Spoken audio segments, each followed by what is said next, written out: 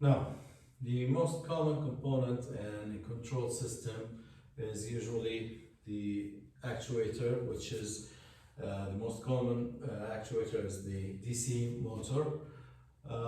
DC motors are electromechanical systems. So let me talk about the modeling of a DC motor. What is a DC motor?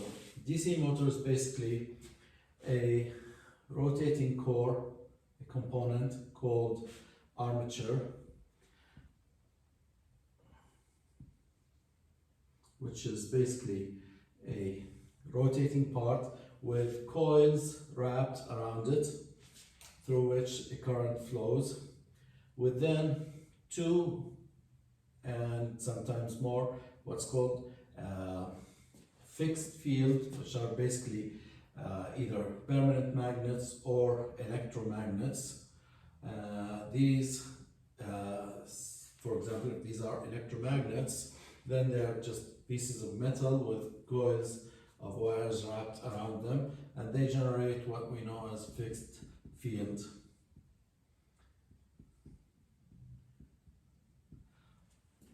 Now, what happens is, now, if the electromagnetic or the magnetic field between the two fixed fields here is, let's say, in this direction, okay, and if the current is flowing in these coils, okay, in this direction,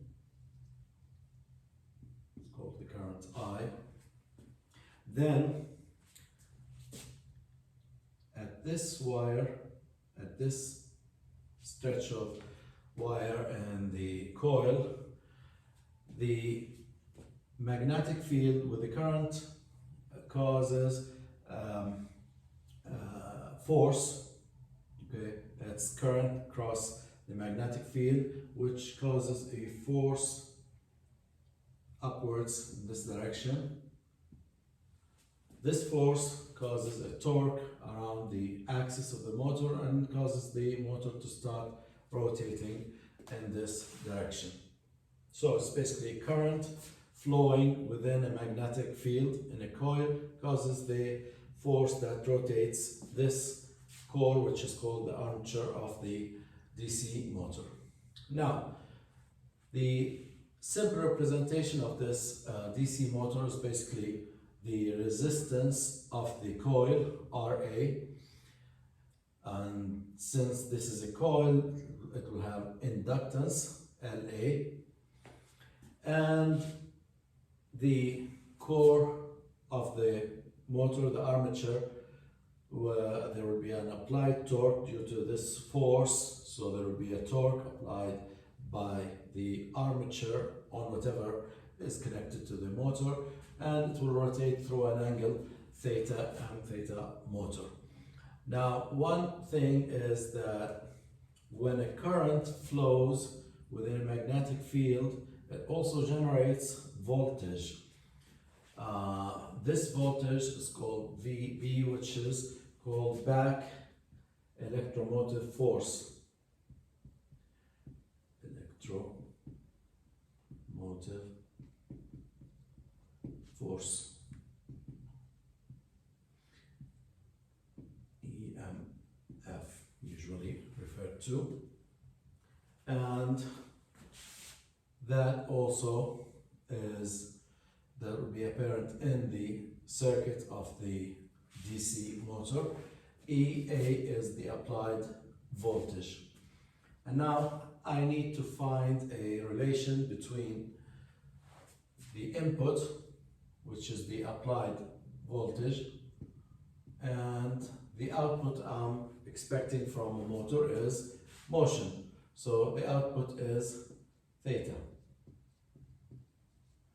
And I need to find a relation or a transfer function between the input EA and the output theta M. So that's basically a general schematic of a DC motor.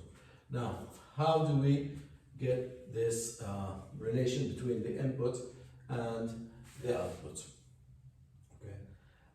First, let me start with the closing equation of this circuit, assuming the current I flowing in this circuit, then the voltage EA will equal the voltage through the resistance RA is RA times voltage resistance times current plus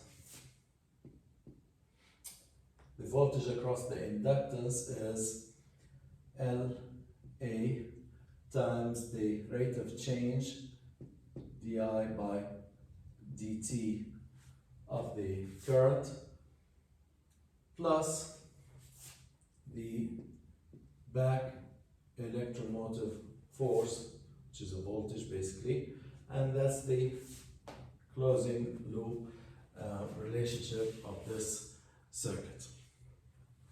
Now, I can also write this equation. This is an equation in time. I can write it in the frequency domain. In the frequency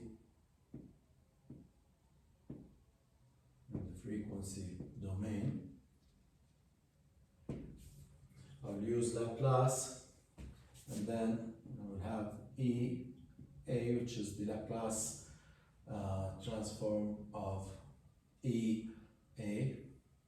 So EA of S is equal to RA constant times the current I in the frequency domain, IS, plus LA, the inductance constant, plus a derivative in the frequency domain is the same as the function, but we said we just add S for derivative. So it's going to be S times I of S plus the Laplace of VB. And that's the relationship, that's the closing loop equation in the frequency domain. Now, let's start with these components and try to end up with what I'm looking for is the following. I'm looking for a system that has an input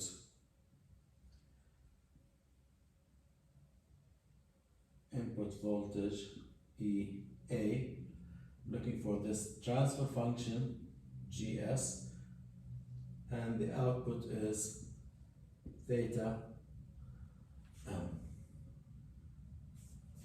This is what I'm looking for.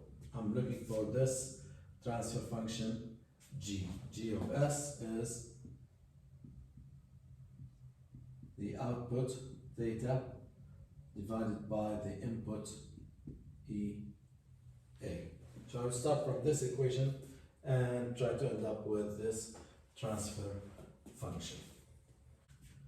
Now, as we said, when a coil runs through a magnetic field, it generates a voltage which we call back electromotive force, and this voltage VB, the faster the coil runs through the magnetic field, the higher the voltage. It's a linear proportion relationship. VB is proportionality constant KB times theta dot, the speed of the armature, which is basically the speed of the coil running within the magnetic field. So I can write this in the frequency domain as VB equals KB times S theta, because it's the derivative of the variable theta. So here's one item. KB is known as the back electromotive motive force constant. And it's a value specific for each motor structure.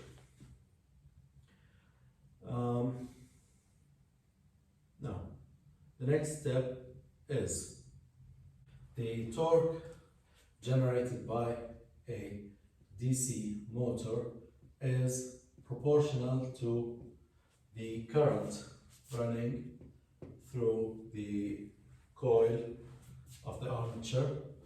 T is Kt times I, and Kt is the torque constant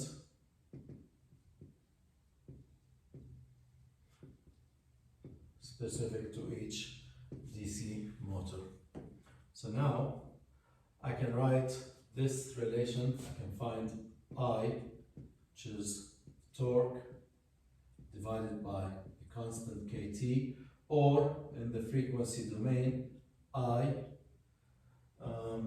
equals the torque divided by Kt. Now let me substitute these two relations, the Vb and I, into the loop equation here. I will get the following: EA of S equals the resistance RA, the current is T M divided by KT plus LA times S times the current, again it's Tm divided by Kt plus the back electromotive force is Kb times S theta.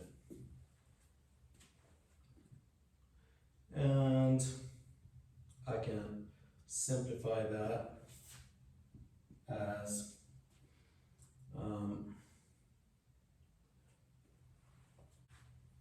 RA plus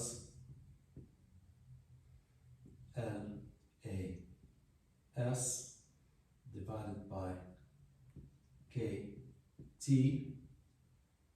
all multiplied by the motor torque plus KBS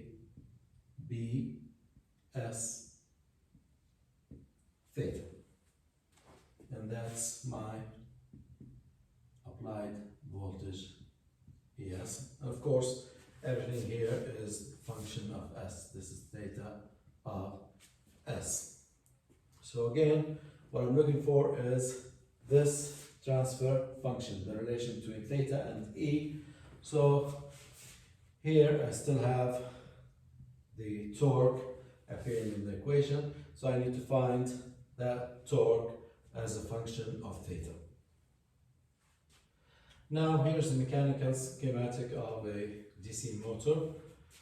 We have the rotating part, the armature. It will have a mass moment of inertia, Jm, and there will be some friction in the components of the motor.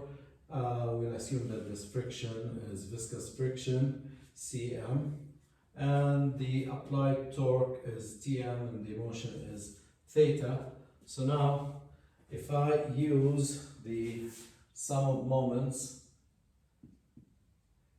equals the mass moment of inertia times the angular acceleration. Now, in this case, the applied moment is the torque minus, obviously, the friction, C m times the velocity, which is theta dot. This is the rotational coefficient of friction, equals mass moment to inertia. The angular acceleration is obviously the second time derivative of the angle theta. So I can rearrange this equation as Tm equals Jm theta double dot plus Cm theta dot, or in the frequency domain, if I take the Laplace transform of this equation, the equation becomes Tm equals Jm s squared for second derivative theta of s plus Cm, and s for the first derivative theta of s, or Jm s squared plus Cm s, all multiplied by theta in the frequency domain, theta s. Okay. Now I have my torque as a function of the angle theta, which I can then back substitute here in the loop equation, and I will have EA in the frequency domain equals RA plus LA times S times for Tm, I will have Jm s squared plus Cm s, all divided by Kt times theta of s plus Kb times s theta in the frequency domain, theta s.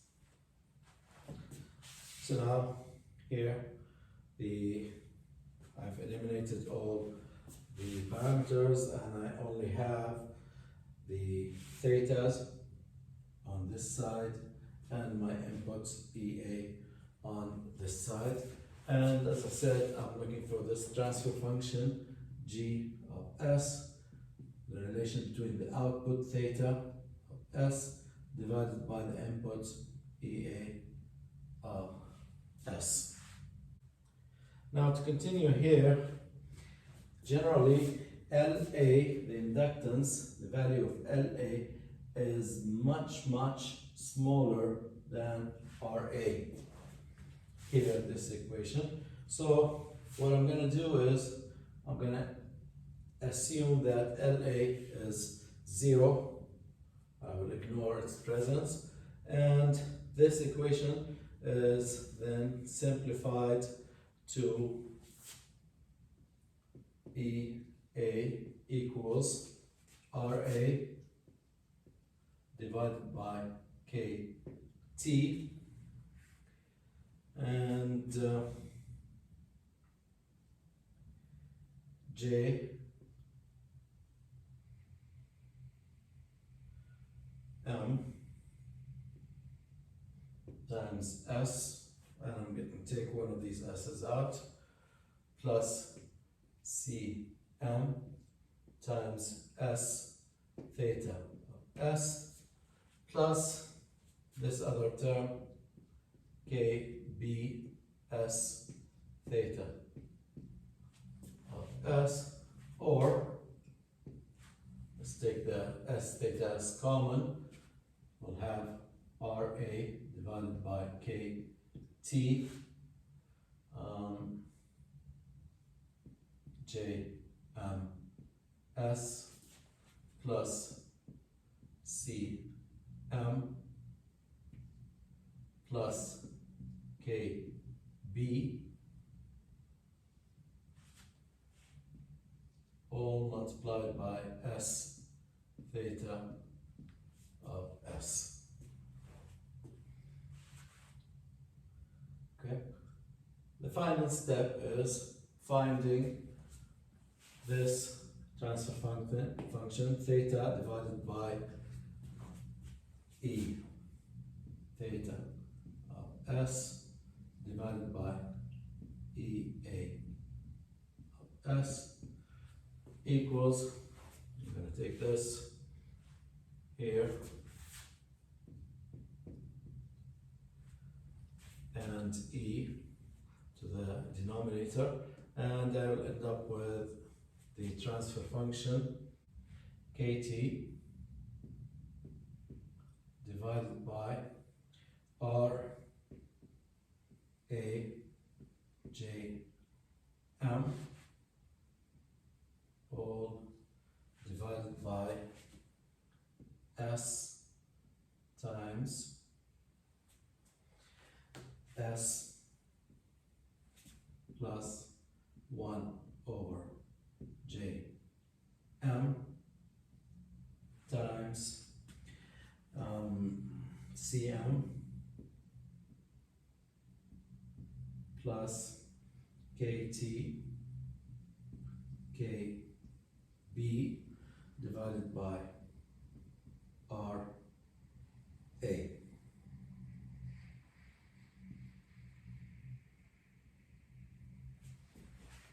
So here's my transfer function for a DC motor.